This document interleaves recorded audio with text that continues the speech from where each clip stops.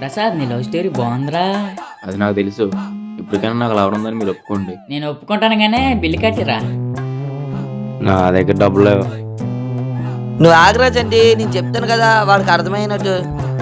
చూడరా ప్రసాద్, నువ్వు చెప్పిన లవ్ స్టోరీ మొత్తం చంటిగాడు ఫోన్లో రికార్డ్ చేశాడు. నువ్వు కానీ బిల్లు కానీ కట్టపోయి అనుకో, ఈ వీడియో మీ నాన్నకు చూపిస్తాను. ఏంటంతా రేయ్ అంత తెగించారా నువ్వు వాళ్ళకంతా నేను ఫీల్ అయిపోతాను. నేను ఫీల్ అయితే వీడి మీ నాన్న చూపించేతాను, చూసుకోమని. బాబు మీరేం కట్టవసరం లేదు, నేనే కట్టుకుంటాను. నాకు తెలుసురా నువ్వు మంచోడివని, నా మాట వింటావని. అవునరా ప్రసాద్.